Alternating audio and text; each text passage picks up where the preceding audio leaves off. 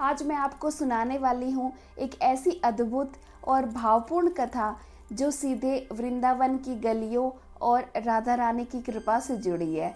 हरे कृष्णा दोस्तों, मैं हूँ मोनिका।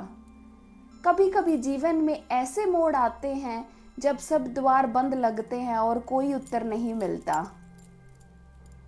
महाराज जी एक सन्यासी के रूप में थे।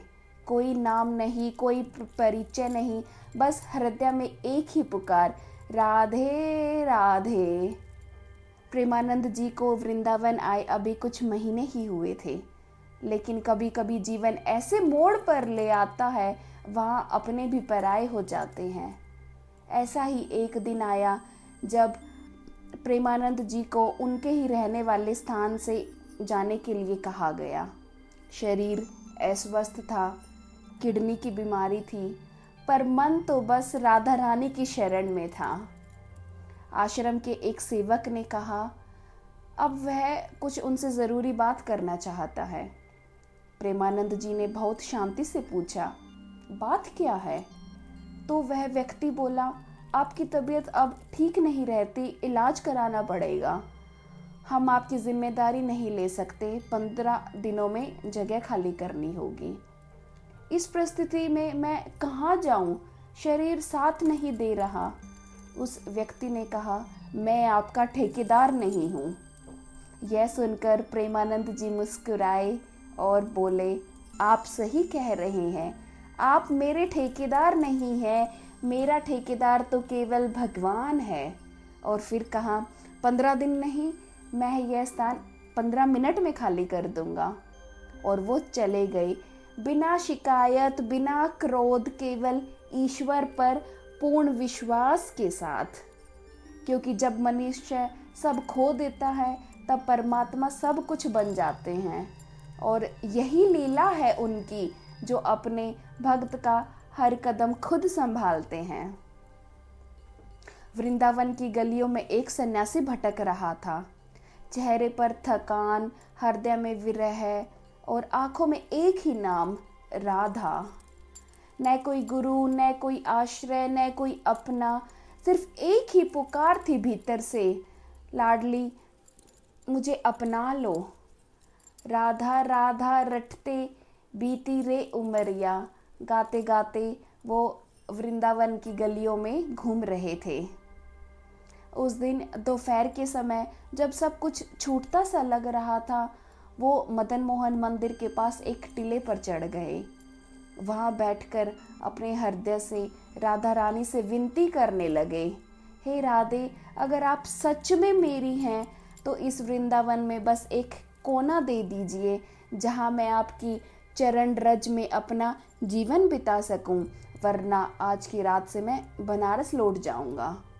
उस टीले पर बैठकर उन्होंने अपना हृदय जैसे बहा दिया हो।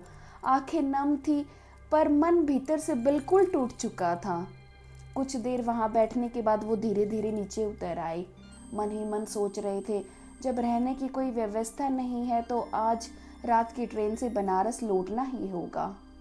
तभी अचानक एक प्यारी सी लाली, एक छोटी बालिका उनके सामने आ खड़ी हुई।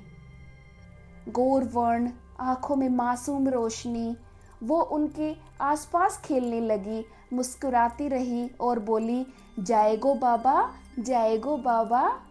कुछ क्षण तक वो लाली उनके आसपास खेलती रही और फिर जैसे आई थी वैसे ही अचानक ओझल हो गई। उन्होंने चारों ओर देखा, गली में, मंदिर के द्वार पर, पेड़ की ओट में, लेकिन वो कहीं नहीं थी। उन्होंने पास के साधुओं से पूछा, अभी एक छोटी सी लाली आई थी, क्या आप जानते हैं वो कौन थी? साधु बोले, बाबा यहाँ तो कई दिनों से कोई बच्चा नहीं आया, यह तो विरक्त साधुओं का इलाका है। तभी साधु ने मुस्कुराकर कहा, बाबा ये वृंदावन है, यहाँ सब कुछ संभव है। जब प्रेमानंद जी लौटे, मन अभी कांप रहा था, पर भीतर कहीं एक शांति उतर आई थी।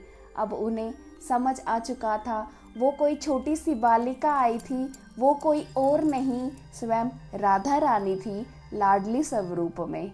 और उसी शाम एक व्यक्ति जो उन्हें पहले से जानता था आगे आया और बोला, बाबा गौशाला के पास एक छोटी सी कुटिया है, अगर आप चाहें तो वहाँ रह सकते हैं। न कोई मांग न कोई प्रयास, बस राधा रानी की कृपा से वो स्थान मिल गया। अब उन्हें एहसास हो गया था, वो साथ तब भी थी, हर क्षण थी, बस दिख नहीं रही थी। जब भूख लगी थी तो कोई अचानक रोटी दे गया, जब बारिश में भीगने लगे तो कोई चुपचाप चादर रख गया, जब कोई बोलने वाला नहीं था दीवार पर राधे राधे लिखा दिखा गया।